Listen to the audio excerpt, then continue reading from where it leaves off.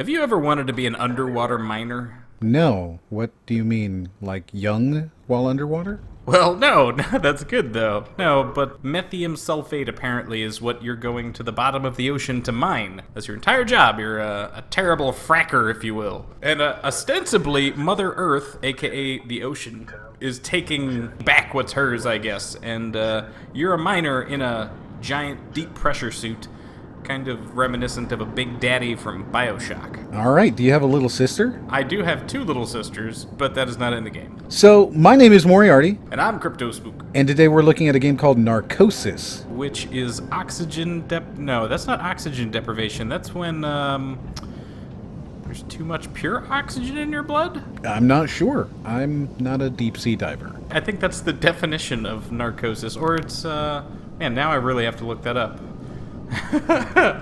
Narcosis. A state of stupor, drowsiness, or unconsciousness produced by drugs. Narcosis. Oh yeah. No, you're right. Yeah.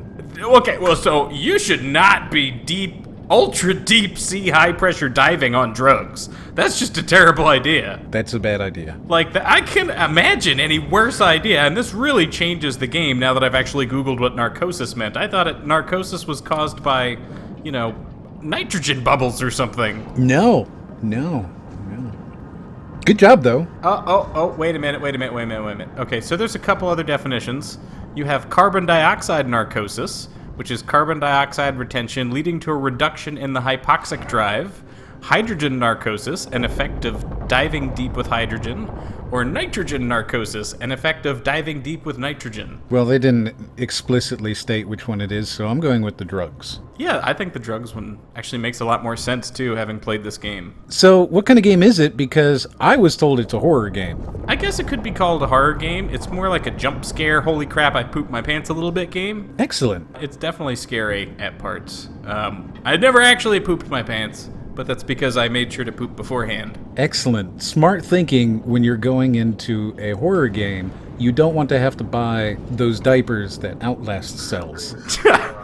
That who sells? Outlast, the game, Outlast 2, they sell diapers. Are you for real? Absolutely for real. Oh man, can you imagine if they do Outlast in VR? Well, they might. I know that I got my girlfriend Dice a copy of that game, and it was pretty terrifying just watching her stream it.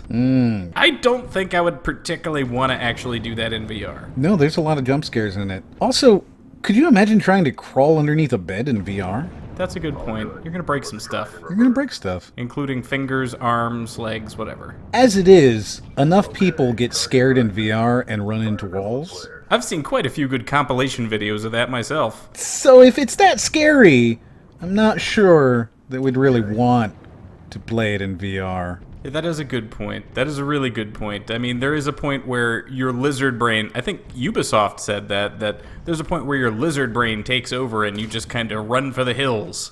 Not that I really trust anything Ubisoft has to say. No, and besides, their games are scary because they're completely buggy, not because they're scary. It's so scary, the MG36 won't stop shooting. Oh man, I don't get how every single game they've ever made has the exact same machine gun error, where once you start firing it, the sound effect never turns off. So this is one of my big fears, being lost somewhere completely alone. Under the ocean? Yeah, man. As a sailor, I mean, could you just imagine, like, at night and you see the ship just driving away? Yeah, that would be terrifying. I've been out to sea quite a bit, and the stars are beautiful. There's not a ray of light anywhere that's not coming for the ship. And they also turn off all the lights on board the ship so that you get the chance to hide your ship from other people. And it is just so unbelievably dark. I am mortified of the open ocean. It still scares me thinking about it. Just being out there with unlimited depth below me and unlimited depth all around me and nothing around for hundreds of miles and just the quiet. And all you hear is the waves. So you're saying you would not enjoy watching your ship drive off without you in the middle of the night? Yeah, that's, I can't imagine any worse way to go. Excellent. So what's this game about? This game is about being a deep sea diver where you're mining sulfate or something along those lines, and what happens is the planet explodes or something. There's some kind of sulfate explosion of the thing that you're mining, I assume, and it destroys the habitat that you and everybody live in. So your job is to survive. You have to try and find other survivors and get back to Compass 1. And along the way, you have to kill or be killed. Kill or be killed. Pro tip, you don't do much killing. Excellent. So, this is a sit-down experience. It's not a room scale. And it also didn't have proper implementation of touch control. I had to use the keyboard and mouse, but it was integrated with the headset, so that if I looked left or right, I could look that way if I was standing still, but if I was moving when I looked left or right, it would pull me to the left or right, which I didn't like. That wasn't quite what I wanted to see from the game. It could have been done better, but to be honest, there might have been settings that I could change. But you can figure it out. I didn't particularly care enough. I was too busy enjoying the scenery of the ocean floor, which, by the way, you are at incredible depths. There's something like 5,200 psi of pressure on the suit that you're wearing. That's real deep. Yeah, that's incredible. So you said there's enemies. What kind of enemies are there? Lobsters? Or crabs? Well, I think they're crabs. Well, they have to be one or the other because they're completely different. One's the cockroach of the sea, right? That would be the lobster. They're both kind of... Oh, yeah, and the other one, I guess, is the spider of the sea, right? I suppose. Gross. So, yeah, they're crabs. I'm almost certain they're crabs, because they look like spiders. All right, so you're fighting the spider of the sea. Yeah, you think that's funny until you're in VR, and this thing is literally bigger than you. I guess. But really, what can a crab do? Legitimately stab you directly in the face. Well, that would be the one spot that you would be most vulnerable in a deep-sea diving suit. Yeah, because you're kind of looking through there. You know, it's lucite or tempered glass or something like that. And your face is right behind it, so... I prefer not to block punches with my face when I can avoid it. I do not want to get stabbed in the face at all, ever in my life. I'm okay with foregoing that experience. Thank you, VR, for bringing that to us. I mean, I'm just a little bit alarmed by the idea of crabs being so hostile. You know, why would a crab want to fight me? I mean, I'm pretty giant. There's got to be easier stuff for him to eat, right? I'm going to guess it's because he's seen a lot of South Park, and he knows that the crab people will take over. That's a reference there. So eventually you make it back to your ship or habitat or crew designated living area? I'm not sure, but basically this place is flooded with water. It's screwed. This is not the sanctuary that you hoped it would be. Everyone is dead. And on top of that, it's like haunted or something. There's like people like appearing and like you're going crazy and I'm pretty sure you're on drugs. Which actually is not really something that'd be that surprising because, you know, people that do offshore oil rig drilling and stuff like that, that's just kind of what they would do, right? Like, they like doing that kind of stuff. Drugs and such. So you're spinning around, and there is no end. There was a hallway there, and now there's a creepy hallway filled with people.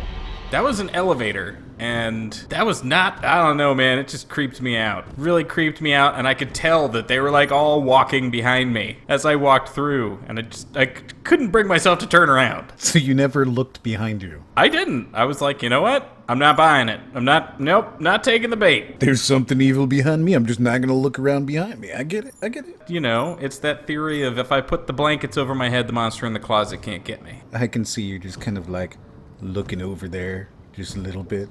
I'm just like peeking a little bit. I'm like, are they going to come out after me? I don't know. I don't want to look. I want to look. So the cool thing about VR is that it has the opportunity to bring us some really cool experiences from other things that we've seen in media. So, for example, the weeping angels from Doctor Who. Imagine how cool it would be, or frightening, rather, if you turned around and everything had moved a little bit closer to you. Oh man, that's terrifying. I remember that show from when I was a kid, that specific one that you're talking about. That would probably be the thing that caused your lizard brain to freak out and have you run into a wall. That would definitely, if I just turned around and there was like something like that was 10 feet away and now it's 5 feet away, I would be like, oh shit, time to run. You know, the narration in this game kind of reminds me of We Are Bob. That was a great book. Wasn't it? Oh man, that was really good. We should do a segment called like Great Books with Crypto Spook or something. So the game definitely seems creepy. It's absolutely creepy. I mean, I could imagine walking through the wrecked skeleton of a ship where I was so familiar with everything and then seeing it completely underwater.